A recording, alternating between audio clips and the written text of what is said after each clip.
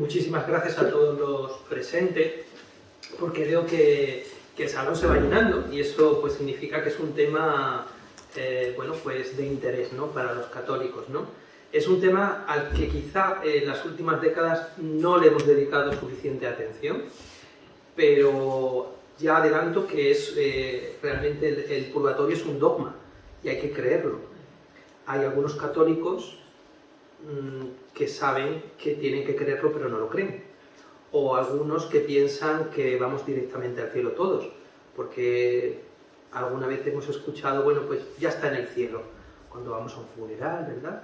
¿Cuántas veces canonizamos ya a la gente directamente? Cuando es más frecuente realmente pasar por el purgatorio que ir directamente al cielo. Bueno, esto sería algo que tenemos que tener en cuenta, ¿vale? Por eso la importancia que tiene el purgatorio. Vamos a ver el purgatorio como un lugar, o mejor dicho, como un estado. Porque habitualmente lo hemos visto como un lugar. Y ya en el año 1999, San Juan Pablo II nos indicó que tendiéramos a pensarlo como un estado. Y eso es lo que esta conferencia va a intentar dejar claro qué es el purgatorio. No hemos estado allí, pero el que más y el que menos ha podido tener alguna experiencia con las ánimas benditas, ¿vale? A lo mejor alguno después la quiere contar o prefiere no hacerlo porque es un tema delicado, ¿no? Tendemos hoy en día, incluso los católicos, a no hablar de temas espirituales de este estilo. Vaya a ser que me tome un poco de loco, pero sabemos que hay hasta un museo dedicado a las ánimas benditas en Roma, y tenemos libros escritos muy interesantes para leerlos y muy interesantes para divulgar. Así que no nos tomen por locos, sino que hablemos de lo que tengamos que hablar. La conferencia El Purgatorio y sus ánimas benditas, una dimensión de purificación bajo el consuelo de la Virgen. Vamos a intentar ver en esta charla, pues concretamente este índice. ¿Qué es el purgatorio? Las ánimas benditas del purgatorio, que tanta tradición han tenido la Iglesia y que no debemos de perder, la Virgen María y el consuelo de las ánimas, y oraciones y sufragios, y una oración final que vamos a dedicar pues a Santa María del Monte Carmelo, ¿vale? Que vamos a hacer todos al final, especialmente en este mes de los difuntos. Agradezco mucho también que se me ha pasado la presentación que me ha hecho pues, Juanjo, ¿vale?, como vocal de formación, ¿vale? Bueno, pues vamos a ver que el purgatorio es un dogma.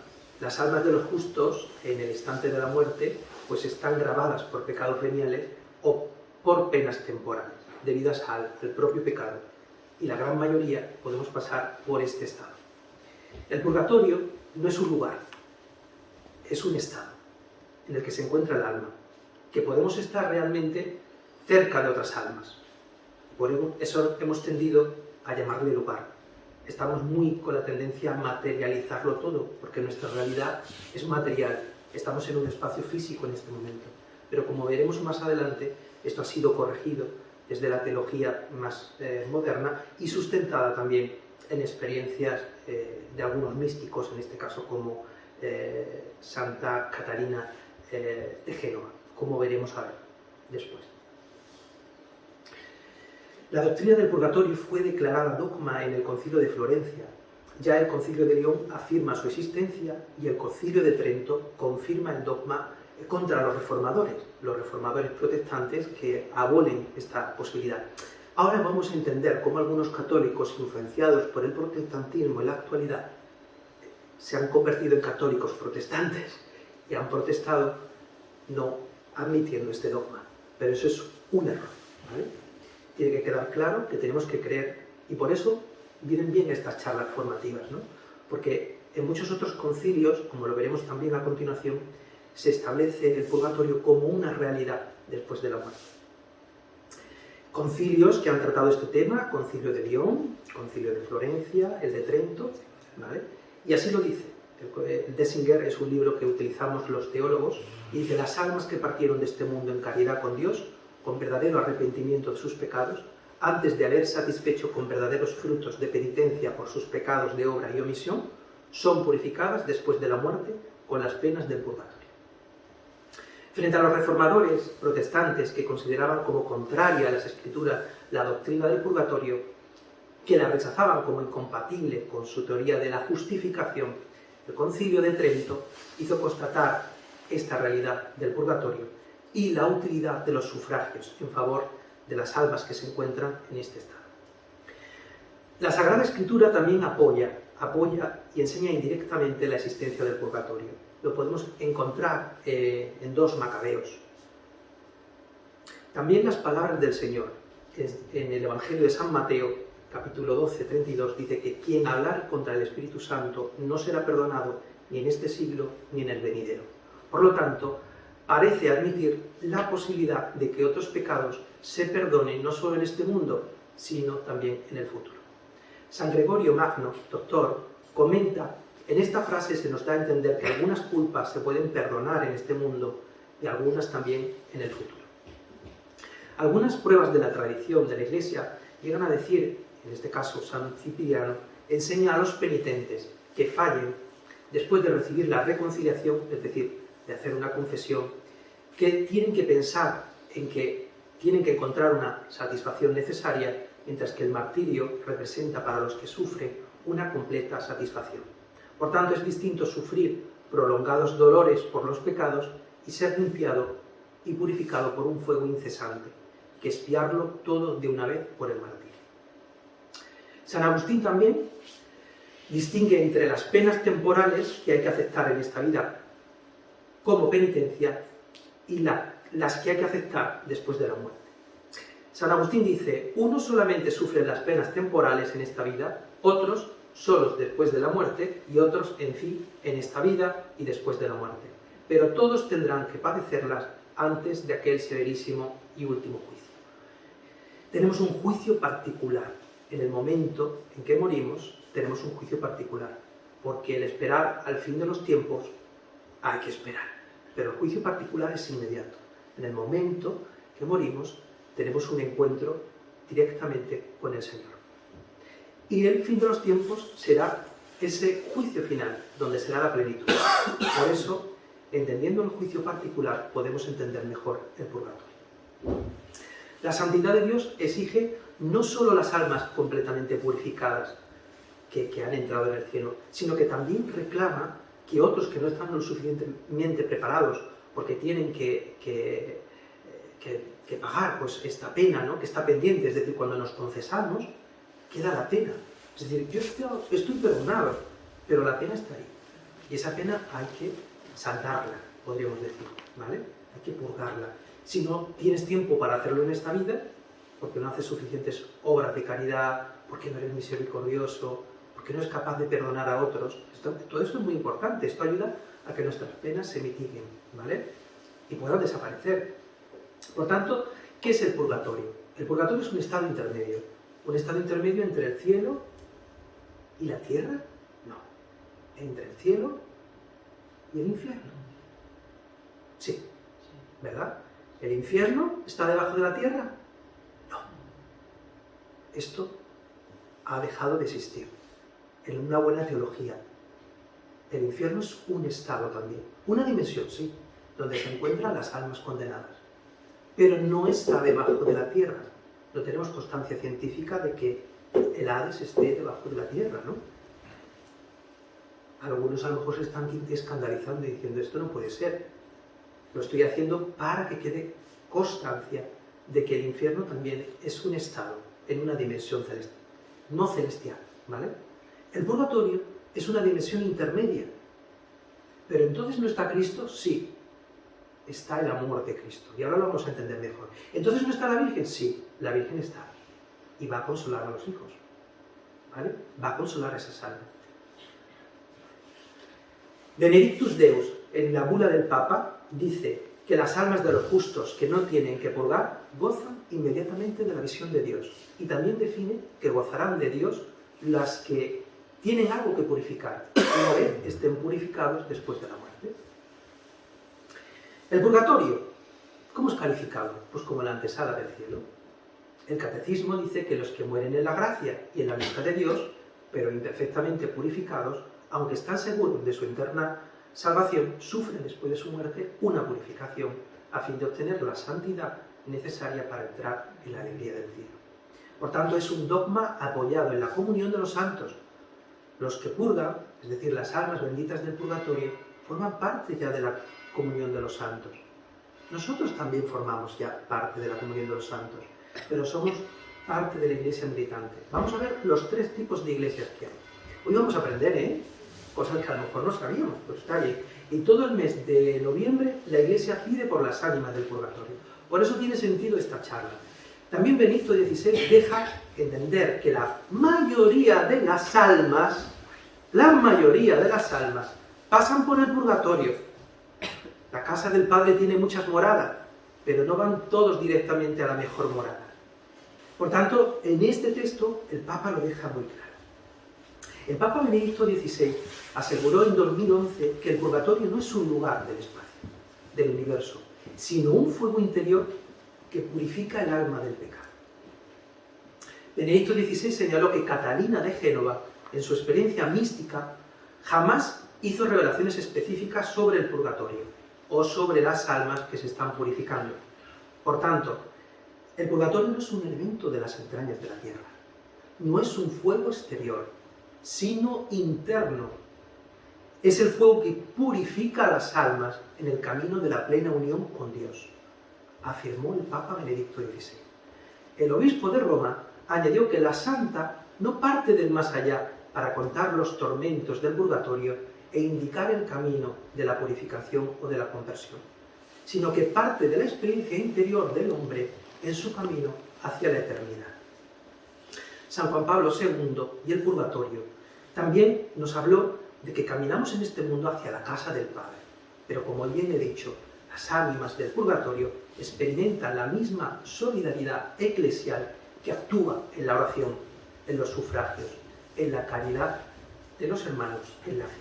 Por tanto, de ahí nuestras obras de misericordia, sea para rogar a Dios, tanto por los vivos como por los difuntos.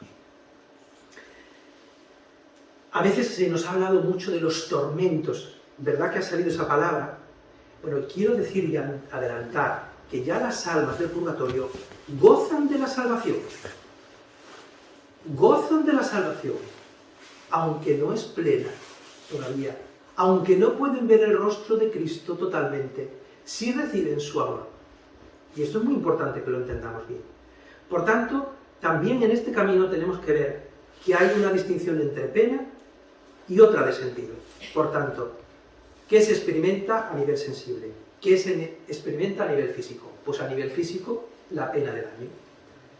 Y hemos hablado muchas veces, ¿cuánto tiempo estará el alma en el purgatorio? No hablemos de tiempo, volvemos a caer en la astronomía, en el sol, en la tierra, que ya no hay tierra, aunque existe todavía. ¿Verdad que tenemos mucha tendencia a pensar en el tiempo? Yo he buscado una palabra, dilación temporal, ¿vale? Dilación temporal, que va a tener que ver con el grado de preparación que tenga esa alma, ¿vale? Por tanto, en el momento que esté preparada, según el grado de purificación que ya haya alcanzado, podrá alcanzar la visión beatífica de Dios. Es decir, podrá ir al cielo, ¿vale? Por tanto, las almas del purgatorio tienen conciencia de ser hijos, de ser amados por el Hijo del Padre, de ser asistidos por el Espíritu, que les ha permitido también la salvación. Porque algunas de esas almas pudieron confesarse a lo mejor en los últimos momentos de su vida y le fueron perdonados pues los pecados mortales. A lo mejor algún venial quedó por ahí, ¿sí? Por tanto, con la asistencia del Espíritu Santo. Y por tanto, en el purgatorio suspiran por unirse a Dios, ¿vale? Esa separación se puede experimentar como dolorosa, pero cuidado, no es un dolor físico, que tenemos la tendencia a la materialización. El purgatorio no subsistirá después de que hayamos llegado al juicio universal, porque ahí serán elevadas todas las almas que queden al cielo. San Pablo en sus cartas nos lo deja muy claro.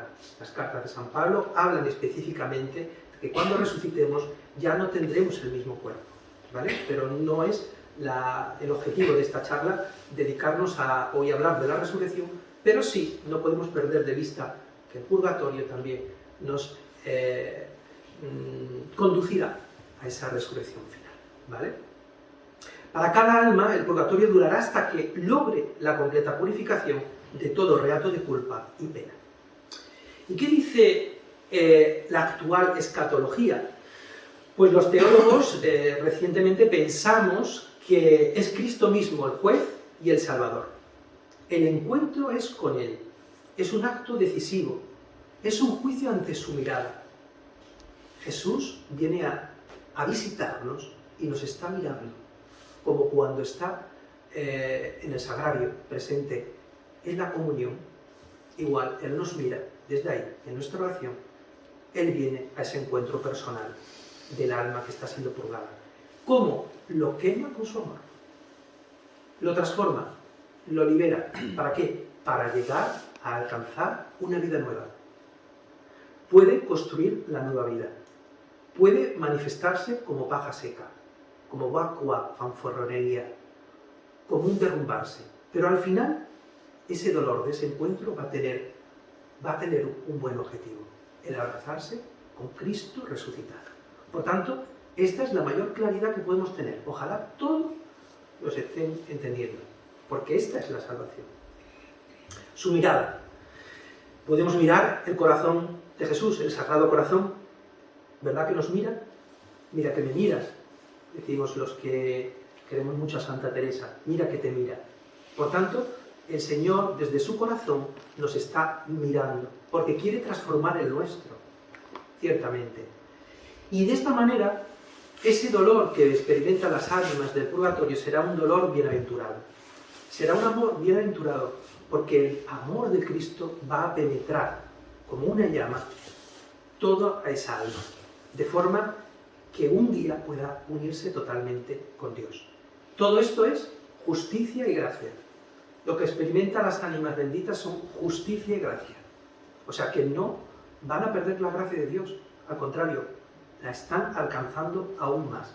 Por tanto, Él nos va a limpiar y nos va a sanar de nuestra inmundicia, de nuestra miseria. ¿Vale? Todos tenemos miserias. Todos tenemos inmundicia. Pero queremos ser lavados por Él. Nos da mucha vergüenza aceptar que los seres humanos tenemos miserias. Y de esas miserias, si no conseguimos quitárnoslas pronto, antes de que llegue el momento y que el Maestro llegue a llamar a la puerta, pues tendrá que purificarnos. Por tanto, a fin de cuentas, la suciedad ha sido quemada en la pasión de Cristo. En el momento del juicio experimentamos y acogemos ese predominio de su amor sobre el mal de todo el mundo. Es decir, en el momento de nuestra muerte, en el momento particular, tendremos conciencia de la importancia que ha tenido la pasión de Cristo. Pero nos tocará vivirla, porque alguno de vosotros no la habréis vivido nada más que un 10%. No sé si esto se entenderá. Y por tanto, habrá de ser completado esto en el purgatorio. Por tanto, el dolor del amor se va a convertir en nuestra propia salvación y en nuestra alegría. El purgatorio es un don del corazón herido de Cristo. Cristo cautivando al alma, abrazándola en el deseo de esa visión beatífica. Si yo os pregunto, ¿cuántos tenéis deseo de cielo? Levantad la mano. Todos, ¿no? Tendríamos que tenerlo, ¿no? Deseo de cielo. Todos tendríamos que tenerlo. Por tanto, si tenemos mucho deseo de cielo, nos encaminaremos a que esa purificación pueda también producirse ya. Si nos entretenemos y pasamos un poco por alto todo esto, pues el amor de Dios tendrá que hacer su trabajo encendiendo nuestra alma después en el purgatorio, para que tengamos un vivo deseo de alcanzar el cielo. ¿Vale? ¿Hasta aquí bien? No creo que vamos mal de tiempo. ¿25 minutos? ¿Sí? Vale. ¿Vale? Santa Caterina de Génova decía que las almas del purgatorio estaban alegres en medio de sus sufrimientos. Esto es ambivalente.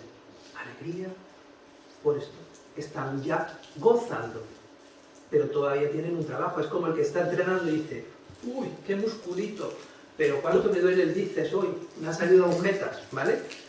Entrenamiento, pero esa alegría de ver lo que ha conseguido todavía tiene su entrenamiento. ¿Se entiende? Por tanto, si se olvidaban de sí mismas y que ni siquiera podían atormentarse por no haber vivido más santamente. Es decir, hay una alegría de decir, estoy ya salvado. Lo que me falta será realizado. Pero ya no les entristece porque no han perdido, no se han perdido. Espero que se entienda bien esto. Por tanto, el purgatorio también ha tenido santos, beatos, siervos de Dios, dependiendo del proceso de avance que tenga la canonicidad de cada uno de los siervos. Pues tenemos, por ejemplo, a la beata Ana Catalina de Mérich, también, que bueno, pues habló del purgatorio en su experiencia de visiones, ¿no? Y bueno, pues nos dan también a un ver que constituye el hecho de la pena purgativa. Es como yo decía antes, ¿quién ve su miseria? Pues quien no vea su miseria no ve el pecado. Y por tanto no es consciente del pecado, por tanto no se arrepiente. ¿Lo vemos? Eso es lo que decía Santa Catalina. Creo que ya es santa, me parece que no. Es Santa Catalina de Mérich porque fue canonizada hace unos años, ¿vale? Que no lo modifica. Este ver constituye su pena purgativa con el pensamiento de que estas faltas han retrasado años o siglos la posesión del cielo. Y el santo cura de Ars, San Juan María Vianney, pues también tuvo una experiencia con un amigo, ¿no? Con un amigo, y aquí es contado. Por tanto, al final, bueno, pues dice así: Padre Santo y Eterno, hizo esta oración, en tus manos divinas está el alma de mi amigo en el purgatorio, y en las pobres manos de este ministro tuyo está el cuerpo de tu Hijo Jesús. Padre bueno, libra a mi amigo, y yo te ofrezco a tu Hijo junto con los méritos de su pasión y muerte. Su plegaria fue escuchada, y en el momento de la elevación de la hostia sagrada y de la sangre de Cristo, él vio que el alma de su amigo subía al cielo resplandeciente de gloria, y Dios había aceptado la ofrenda. Las ánimas benditas del purgatorio, ¿qué son? Pues son almas, ¿no?, que tienen penas temporales, esto ya ha quedado claro, ¿no?, y que están buscando esa compensación. Cuando tras cometer pecado mortal o venial nos arrepentimos y confesamos, queda el alma limpia, pero con una imperfección que aún tiene que borrar. ¿Hay fundamento bíblico? Sí.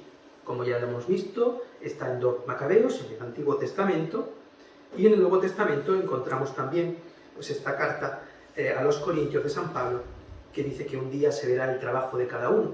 Se hará público en el día del juicio, cuando todo sea aprobado por el fuego. El fuego, pues, probará la obra de cada uno. Si lo que has construido resiste el fuego, será premiado. Pero si la obra se convierte en cenizas, el obrero tendrá que pagar. Se salvará, pero no sin pasar por el fuego. Buscar la paz con todos y la santificación sin la cual nadie puede ver a Dios. También de la carta a los hebreos.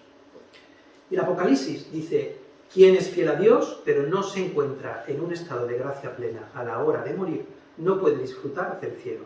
Por la misma Biblia dice que en la ciudad celestial no entrará nada manchado. Al que calumnie al Hijo del Hombre se le perdonará, pero el que calumnie al Espíritu Santo no se le perdonará ni en este mundo ni en el otro. Y aquí tenemos en la tradición de la Iglesia pues diferentes personas, algunos de ellos santos, que han pues hablado referente al purgatorio. Tertuliano, Lactancio, San Juan Crisóstomo, San Gregorio Magno, perdón. Todos los santos que han tenido visión sobre el purgatorio. Son pocos, ¿no? Bueno, hay una buena lista, ¿no? ¿De acuerdo? Desde Santa Perpetua, ¿vale?, allá por los orígenes del cristianismo, hasta, bueno, pues el Padre Pío, más reciente, a nuestro tiempo, ¿vale? 3 tipos de iglesias, ¿vale?, porque formamos el cuerpo místico. La iglesia triunfante es el cielo. La iglesia purgante es el purgatorio. Y la iglesia militante, que somos nosotros. Vale, pues hay entre estas iglesias una mutua comunicación de caridad, que se llama comunión de los santos, ¿verdad? Lo rezamos en el credo. De tal manera que en virtud de la cual se ayudan mutuamente y se socorren.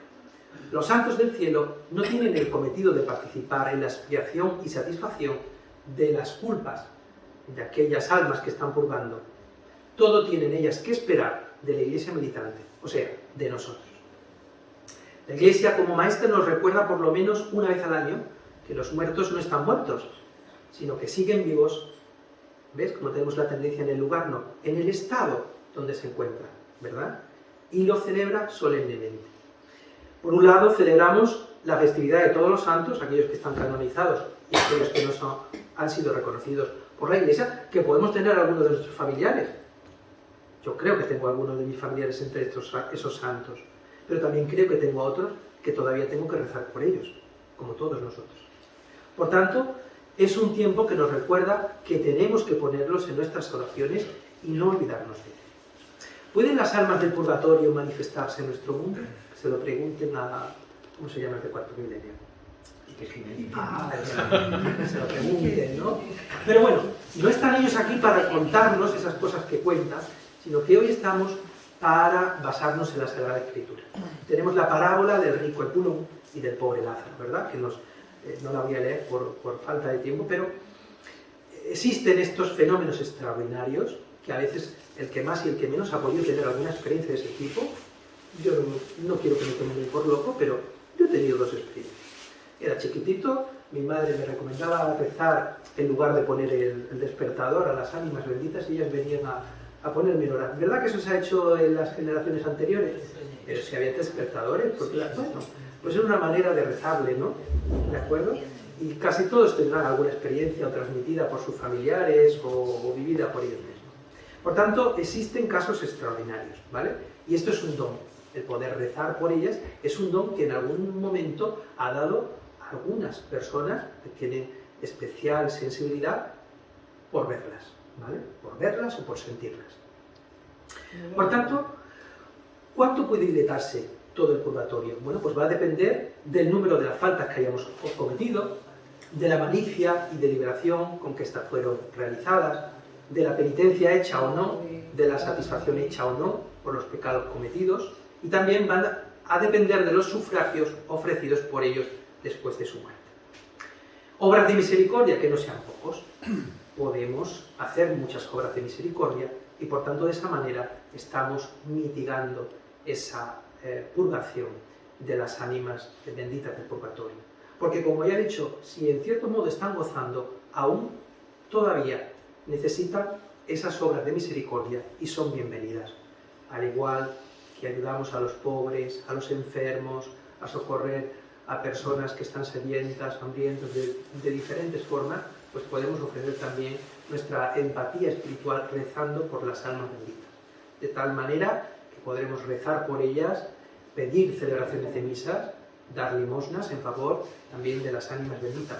En algunas antiguas iglesias había un cepillo que ponían para las ánimas benditas. Debemos ayudar a las ánimas del purgatorio por varias razones. Por caridad, por amor debemos ayudarlas, porque son parte de la Iglesia, para que salgan de esa purgación, de ese sufrimiento intenso. Por agradecimiento, porque entre ellos están muchos de nuestros familiares, amigos y conocidos que se encuentran en este momento en el purgatorio. Y por tanto, si queremos seguir demostrándoles que les amamos, derramaremos gracias rezando por ellos, ¿vale? Igual que derramamos lágrimas cuando se marcharon, que consideramos que algo les faltaba, pues ahora oramos y ofrecemos esos sufragios. Por agradecimiento también, porque de esta manera, al pedir a Dios, estamos también dando la gracia de su salvación. Y de esta manera les ayudaremos también a salir. La gratitud es una virtud cristiana muy buena, que no debemos de olvidarla. Tenemos que darle gracia a Dios, porque a veces hacemos muchas plegarias y le dedicamos escaso tiempo a agradecerle lo que Él nos ha concedido. Por tanto, Dios desea que las ayudemos, porque las ánimas benditas son sus amigos más queridos. Desea tenerlas cercas en el cielo. Ellas nunca más le van a ofender. Su justicia demanda expiación, pero Él la pone también en nuestras manos. Dios está agradecido también por nuestra oración de plegaria. Nos acercamos a Santa María, nuestra Madre del Cielo, que quiere que las ayudemos. No ha existido madre en esta tierra que ame más a sus hijos fallecidos. María busca consolar a los hijos sufrientes del purgatorio. Quiere tenernos con ella en el cielo y les va a dar regocijo cada vez que cooperemos con nuestras obras de misericordia y con nuestras oraciones. Las ánimas benditas pueden acortar nuestro purgatorio también y pueden acompañarnos también en nuestro lecho de muerte, ahuyentando al maligno y a esos secuaces con sus últimas tentaciones. ¿Cómo podemos ayudarlas? También con la misa, que es un mejor sufragio para ellos. En todas las misas, recordemos que se pide por los difuntos. Ofrecer la Santa Misa también pagando la intención por un difunto en especial, ¿verdad? Que escuchamos nombres de fieles que han fallecido que siguen siendo recordados. ¿Y qué valor tiene una misa? Infinito, ¿vale? Aquellos que no pueden ofrecer la misa, pagando, pues, por ejemplo, el estipendio, pueden ofrecer la asistencia a misa. Es decir, yo voy a misa y ofrezco en el momento de la consagración, ¿vale? Por ese alma, ¿de acuerdo? Porque todos somos participantes en la Eucaristía. Y por tanto también con mi propia comunión. Cuando yo me encuentro con Jesús Eucaristía, le pido directamente, como la samaritana, dame de ese agua. Dale de beber a esa alma que tiene la sed de Dios. ¿Se entiende? Por tanto, dame de beber, Señor, dale de beber. Y las misas gregorianas, que también particularmente se siguen celebrando. Podemos seguir ayudándola con el rezo del Santo Rosario. Y también santificándose sus devotos, los devotos de la Virgen del Carmen, con las oraciones y con el cometido que tienen también expresamente para rezar, incluso las hermandades, para que les cure Jesús, nuestro Señor, de sus culpas y de sus penas. También podemos hacer el Vía Crucis, rezar oraciones breves, acciones piadosas para ganar indulgencias y transmitirlas, ¿no? Derivarlas a ellos, ¿no? Y decir jaculatorias, por lo menos 200 veces al día. Bueno, hay gente que repite hasta 20.000 veces al día lo que se llama la oración continua. Y dice así: Señor, ten piedad de mi pecador. A mí me gusta decir, Hijo de David, ten compasión de mí. Por tanto, nos acercamos ya a la Virgen María y al consuelo de las ánimas. María socorre a sus devotos en el purgatorio. Así lo expresa San Alfonso María de Ligorio, doctor de la Iglesia. En el Tratado sobre la Santísima Virgen, él dice que las almas que están en el purgatorio, muy felices son los devotos de nuestra piadosa Madre, pues no solo son socorridos por ella y la tierra, sino que los devotos de María, a ellos también los asiste y los consuela con su protección en el purgatorio. Por tanto, nuestra Madre, la Virgen María, se empeña mucho en socorrerles en el purgatorio. Por tanto, es Madre de Misericordia, ¿verdad? Que decimos eso en la salve, Madre de Misericordia. San Bernardino de Siena también habla, con esta tendencia de verla como un lugar, simbólicamente como cárcel de unas almas, ¿vale? Pero almas que son esposas de Jesucristo. Por tanto, ya tienen un cierto dominio sobre el corazón de Jesús, ¿vale? Por tanto, María va a intentar liberarlas, acortar esa estancia, consolarlas. Reveló la Virgen a Santa Brígida lo siguiente: yo soy la madre de todas las almas que están en el purgatorio, y todas las penas que tienen que purgar por las faltas cometidas constantemente son aliviadas y mitigadas por mis plegarias, y no se desdeña esta piadosa madre a las veces hasta de hacerse presente en aquella prisión para visitar y consolar a sus hijas afligidas. Por tanto, la Santísima Virgen tiene la facultad, con sus ruegos y con la aplicación también de sus méritos, de librar a las almas del purgatorio. ¿Qué otra, sino María, es su consoladora en medio de aquellas penas? ¿Y quién su socorro, sino esta Madre de Misericordia? Santa Brígida oyó que Jesús decía a su madre: tú eres mi madre, tú la Madre de Misericordia, tú la consoladora de los que están en el purgatorio. Y la misma Virgen dijo a Santa Brígida que como un enfermo, afligido y abandonado en su lecho, se siente reconfortado con cualquier palabra de consuelo. Así aquellas almas se sienten aliviadas con solo oír su nombre, con solo oír el nombre de Cristo. ¿Verdad que quedaban muchos curados al escuchar el nombre de Cristo? O ponerse delante de él, o tocar un manto, como la hemorroísa, ¿no? ha salido una fuerza de mí, pues conseguiremos curar repitiendo el nombre de Cristo.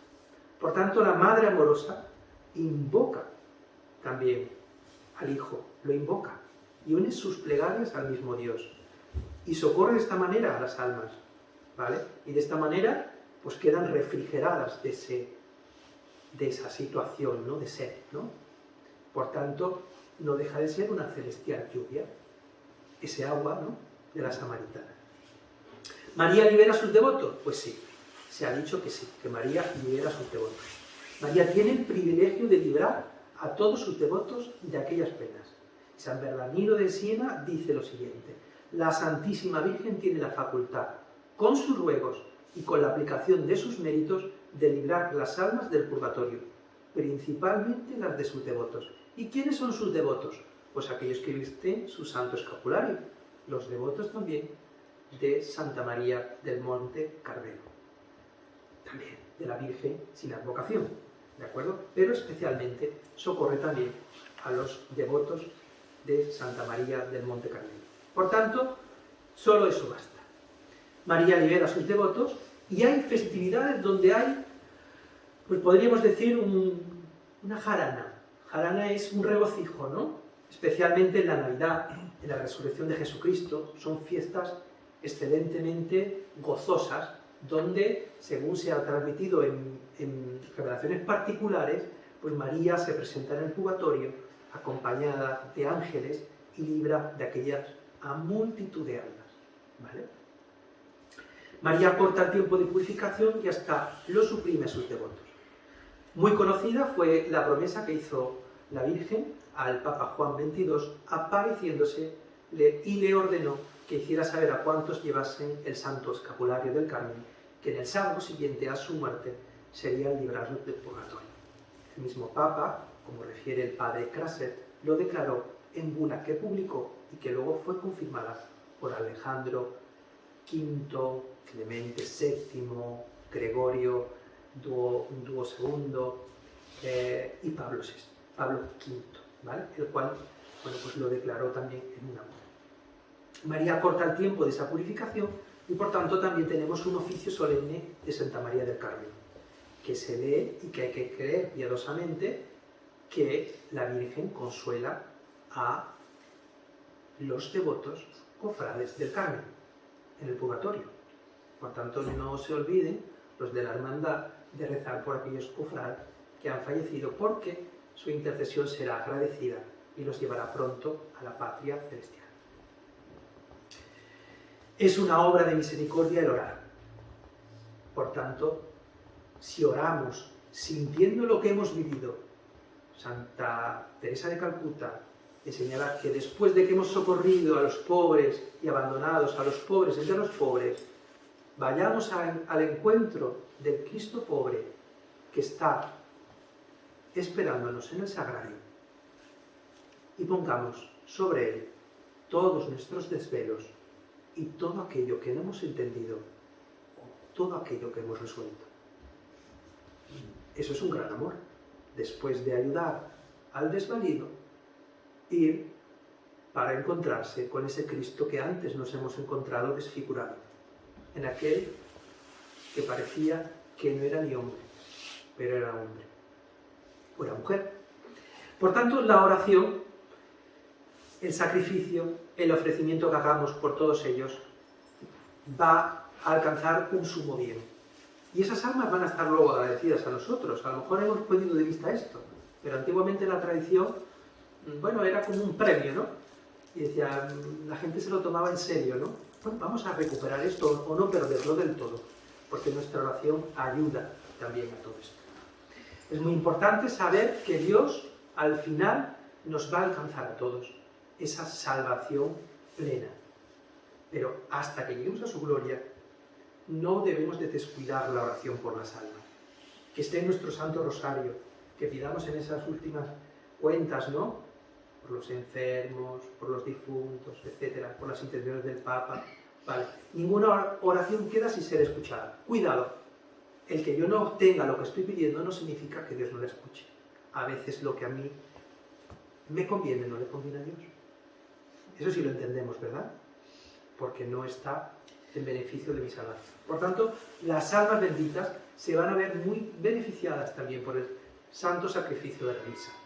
Y de esta manera podemos ver testimonios que se han ido relatando y que están en el Museo de las Ánimas Benditas, ¿no?, que hay en Roma o en otros escritos, donde hay testimonios de esta índole, testimonios de personas que han rezado y han tenido experiencias con ellas. Por tanto, vamos a seguir haciendo esto, vamos a ayudar a que las ánimas benditas sigan espiando y vamos a ver que un día ellas lleguen también al gozo y sean nuestras ánimas. Por tanto, no olvidemos de rezar el Santo Rosario para ayudarlas, de la devoción también a la Divina Misericordia, que es un gran alivio para estas almas que están tan necesitadas y que así San Faustina lo ha manifestado, ¿vale? En la novena de la Misericordia, en el 8º día, está dedicado expresamente a las almas del purgatorio.